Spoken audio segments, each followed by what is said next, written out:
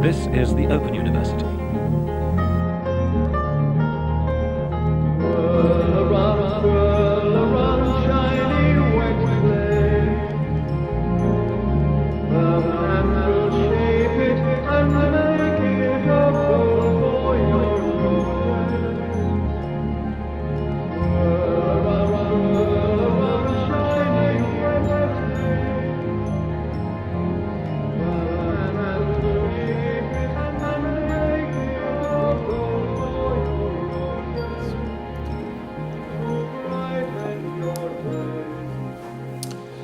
Hello again and welcome to the Open University, where I wanted to talk today about superlegitimacy. And this is a neologism, a word I came up with. It's sort of semi-neologism because super and legitimacy are both existing words. I just pushed them together. But I came up with this word about 20 years ago because I was trying to make sense of Japan and what made Japan feel so different. Although it's an advanced, rich, urbanized culture, very much like Britain or America, it's nevertheless fundamentally very different. And it seemed to me that superlegitimacy described, for me, what one of the major differences was, which is that people believe collectively in the society they're part of. And I keep getting reminded of this because obviously we can't visit Japan right now. We've just been told that the Olympic Games will go ahead without any foreign visitors at all. And this is a kind of sakoku-like reaction the Japanese have to the idea of coronavirus being an external threat. And of course, they've always been very sensitive to external threats and always had a tendency to see any threat as something external, inherently external, which they need to barricade themselves against. So sakoku was their famous closure from the world. A century and a half ago, but or for longer than that actually. But legitimacy is something I see when I look at videos. Because I was going to say I'm looking at videos as a kind of substitute for traveling to Japan. I look at these walk videos, these sort of sample videos, you might call them, which is people walking around the streets of Japan, videoing. So they'll last typically from 20 minutes to an hour or maybe 2 hours, and it's just someone taking a walk. So one of the things I always notice is, first of all, retail is very lively and open there, and retail is super important. Japan really is a nation of shopkeepers, the way that Britain was perhaps in the 19th century. Another thing that Japan has in common with Britain in the 19th century is this sense of legitimacy. There is a sense of common striving for common goals. The West prefers to be divided, to wear masks, to adopt a casual, pragmatic, rather non-committal attitude to our jobs. Only selected professions, entrepreneur, artist, designer, sexual pervert, are really seen as vocational in a passionate way, the way that would make you say, he's what he does right to his core, he lives it 24 hours a day. A Western train driver might make us feel indifference, scorn and pity, or make us hope he has a nice family and hobbies to compensate for the under-rewarded, uninteresting drudgery of his job. This Tokyu Line employee seemed to have the very soul of a train driver. He'd made train driving his religion.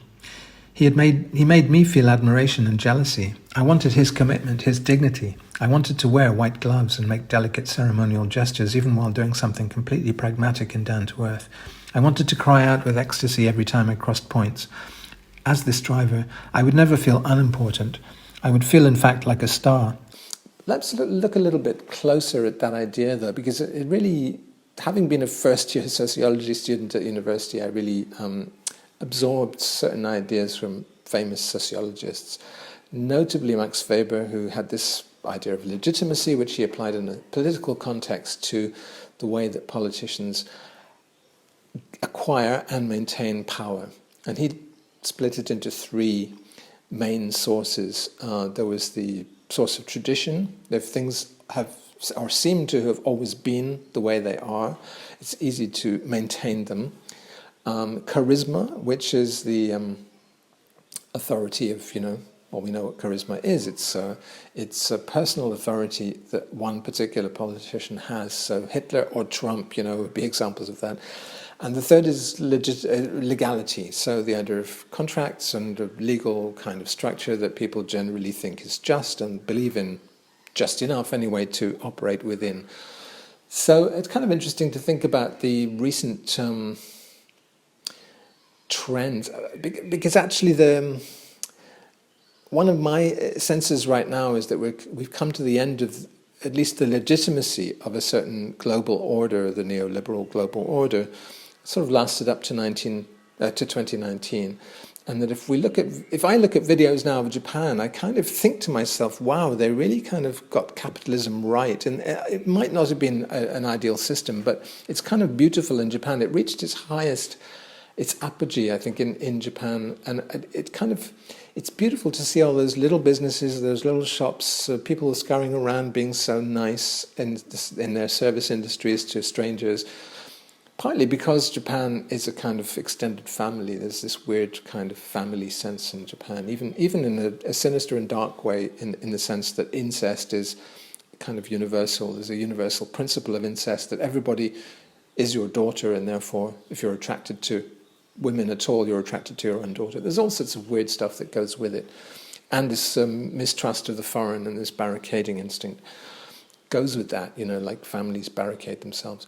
But there is a sense that it's a very pleasant environment for walking around and shopping and just generally existing. And because of the emphasis on harmony and all this sort of Asian Confucian stuff of respect for one's place in society and all the rest, this sort of paleo-conservative thing of knowing one's place and basically not shaking the boat, not upsetting the apple cart. It works very smoothly, and it's a very pleasant society to function within. Of course it has enormous problems, weird psychosexual problems and things going on, but there isn't this sense of accusation and of contention and of competition which we get in the West. There is competition in the sense that one ramen bar will have a guy on the street trying to grab you in rather than the other ramen bar, but it's never active hostility. There's a sense of community and of harmony, which is super important, teamwork. So, Max Weber's idea of legitimacy applies. I kind of see it just in the smallest details when I look at these videos, which remind me of, living for up to a decade in Japan, which is, for instance, that when you see some roadworks or construction work going on in a section of the walk, you'll see that there'll be like a barrier protecting the public from the work, from the dust, from the disruption. And there'll be, of course, these old men with wands, making sure that everybody passes by carefully.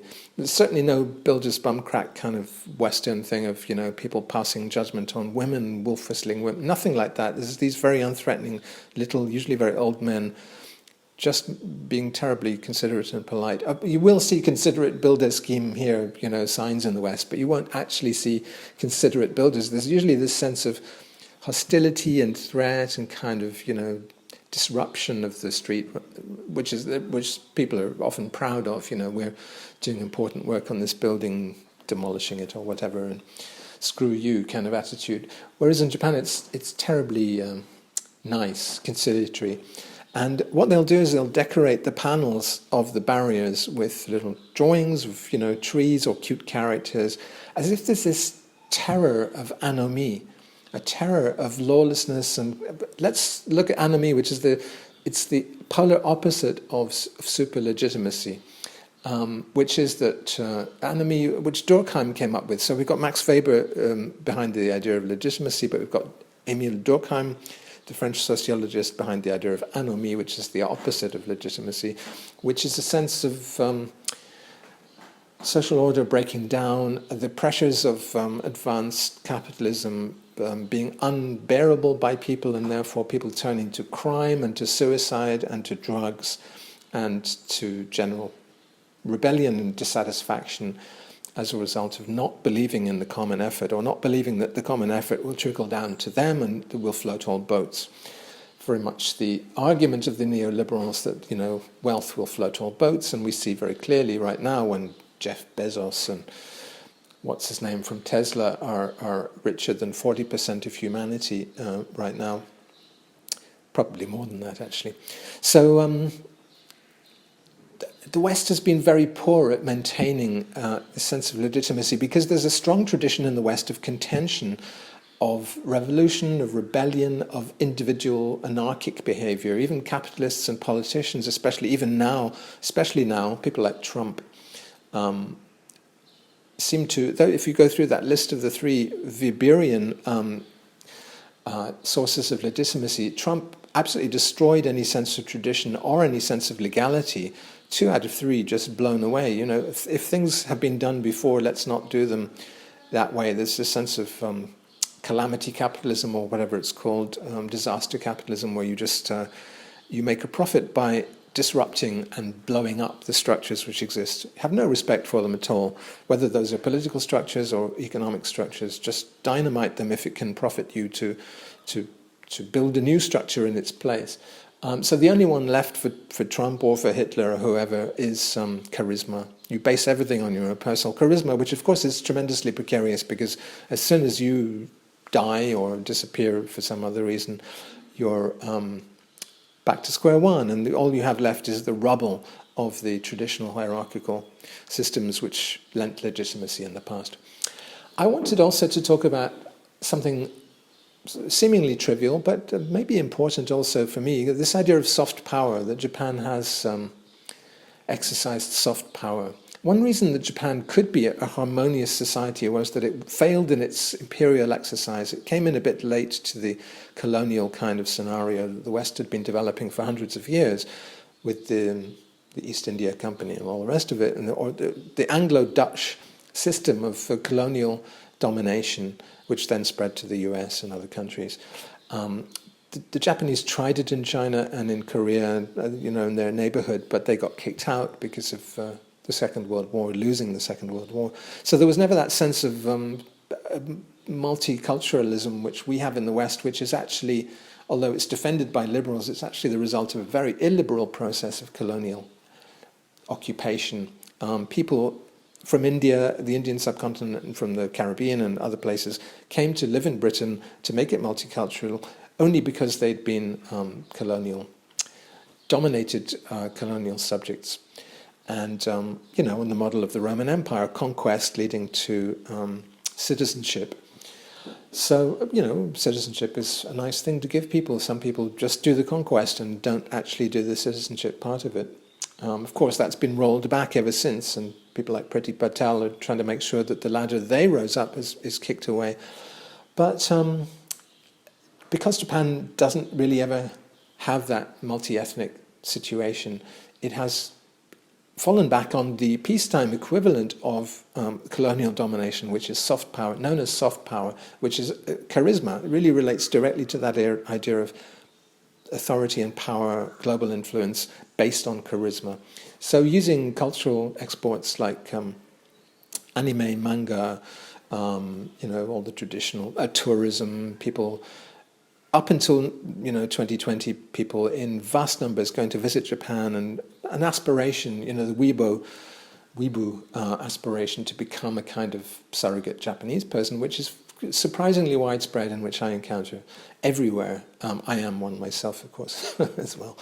But I was going to say that part of this soft power enterprise is, just things like NHK World, the government-sponsored television network from Japan, having this program called Kawaii International.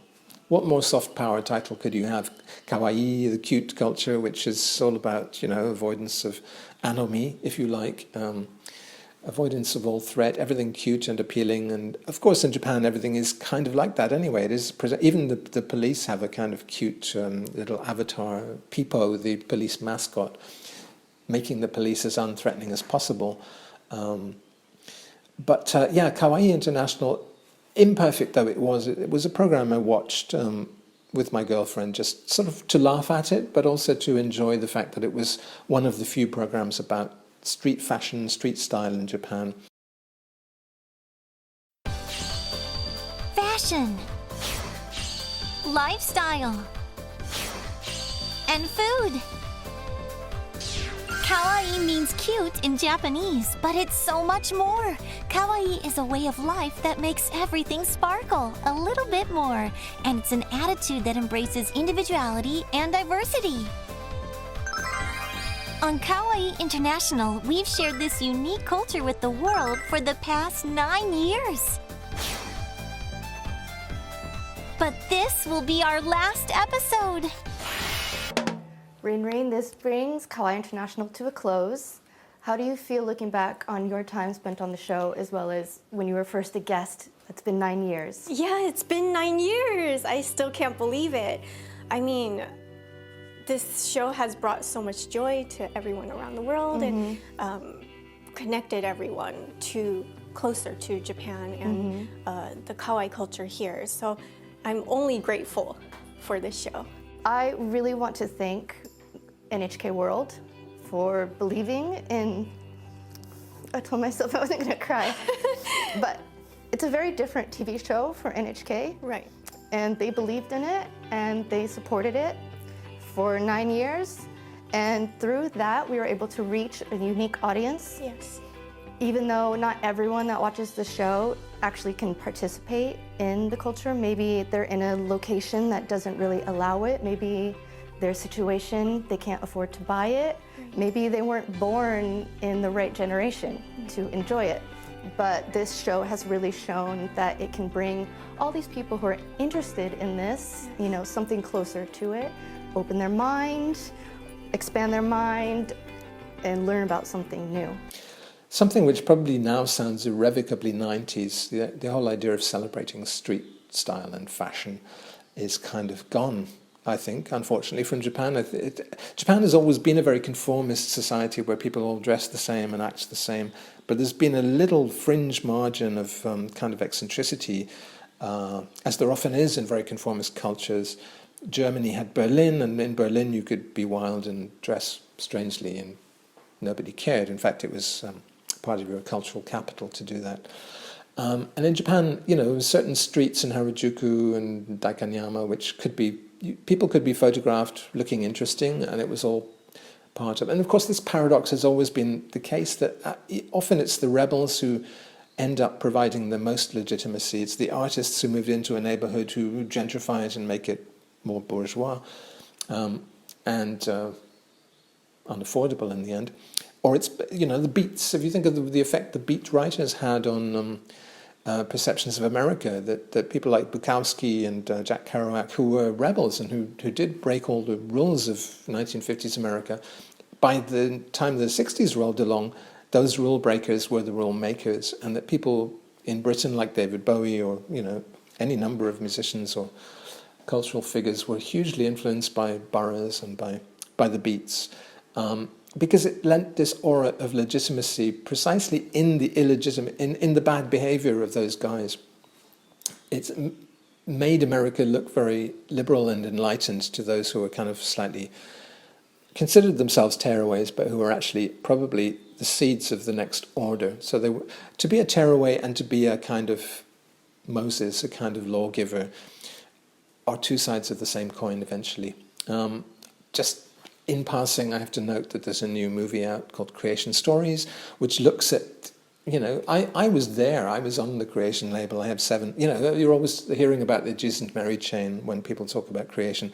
Jesus and Mary chain did not release any albums on Creation, I released 7, but of course when you tell the Creation Stories, print the legend, you know, the legend of course is, in this case it's scripted by Irvin Welsh, who happens to be my sister's boyfriend, he's emphasizing the continuity with train spotting and the idea of, you know, junkies and tearaways, hooligans, lowlife in a kind of picaresque Scotland of the 90s, which I also, you know, was fairly close to. I had friends who died of heroin by sharing needles and all the rest of it. There was this swathe, a whole generation of people who died, who just disappeared, you know, because of AIDS and heroin needles and things. But, you know, my impression of Creation was not the amusing anecdotes that get retold from what I can see in Creation Stories. It was generally of narcissism, including my own narcissism, the narcissism of considering yourself a star, whether or not you have an audience. Some of us got audiences, others not so much, but Alan and McGee, very much a legend in his own mind, Bobby Gillespie, everybody ambitious and narcissistic, and competitive also. This is co-written by Irvin Welsh, produced by Danny Boyle, stars Ewan Bremner. So you think, okay, there's a lot of train spotting going on in this.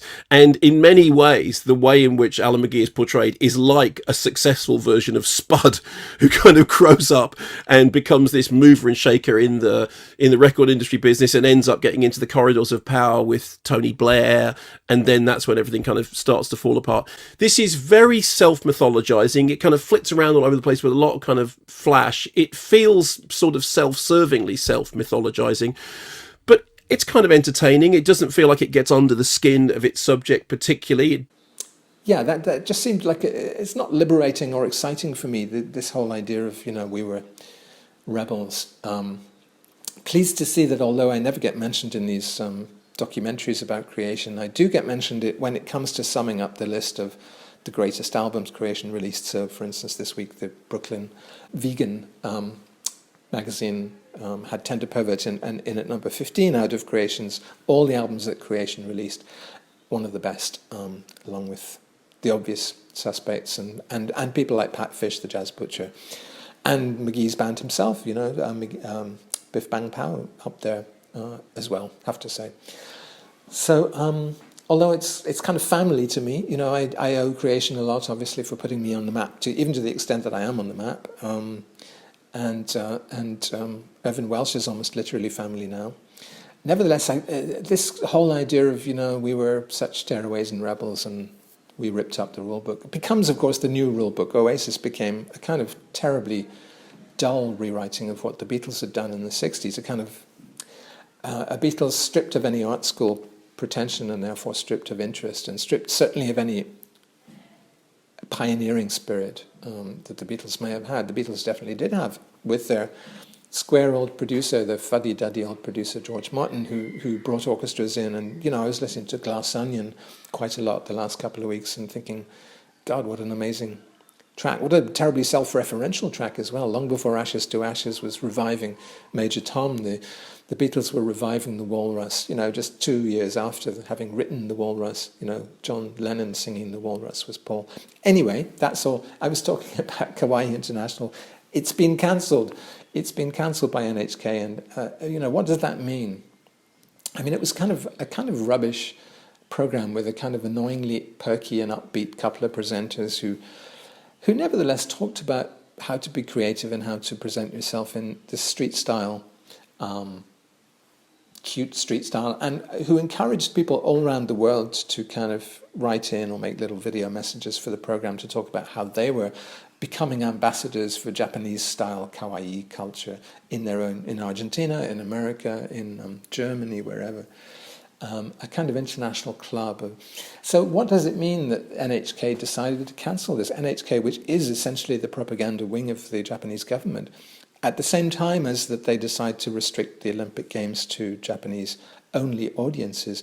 This is all rather sinister because it suggests that, NHK, a lot of the other programming on NHK World is about tourism within Japan. And, of course, that makes very little sense when you can't be a tourist in Japan for at least 2 years. I think we won't be able to be.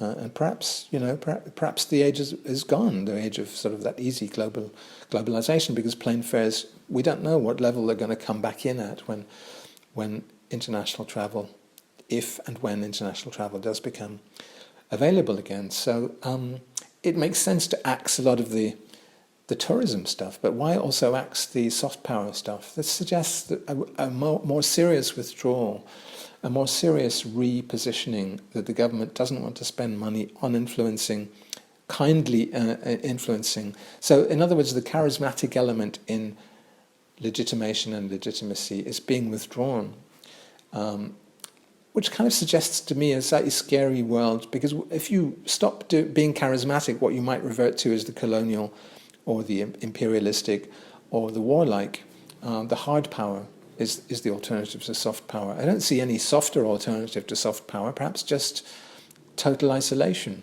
which would be a kind of slow death. And we know anyway that demographically Japan is in a slow death spiral because the population is supposedly declining to the extent that there'll be, within 100 years, almost no Japanese, a tiny fraction of the current Japanese population.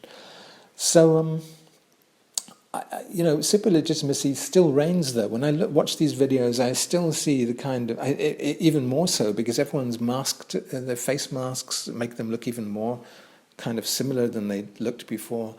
The service in shops and things is even more kind of disciplined and formal and friendly, although that might seem a little paradoxical, than it was before. So I still see this huge amount of superlegitimacy. What I don't see so much is the outreach, the desire to spread that. And that would be a pity, because I think if you look at, if we have come to the end of a whole historical era, the global era, Japan was the country that, of all the countries I visited, that really got it right. It didn't have inherent structural problems with contention and kind of anomie and, criminality, although of course it did have and does have the Yakuza, which is an organized criminal element, but it's so integrated with government that it's almost not crime anymore. And increasingly, historically, the Yakuza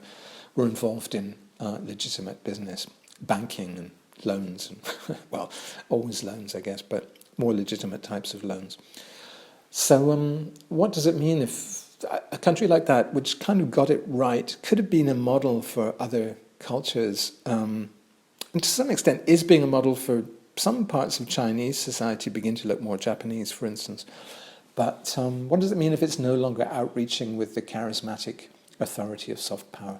That's all I wanted to say today, and that's my thoughts about superlegitimacy. Open University. Twirl around, shiny wet clay. Firm hands will shape it and make it of gold for your roses to brighten your twirl around, shiny wet clay. Firm hands will shape it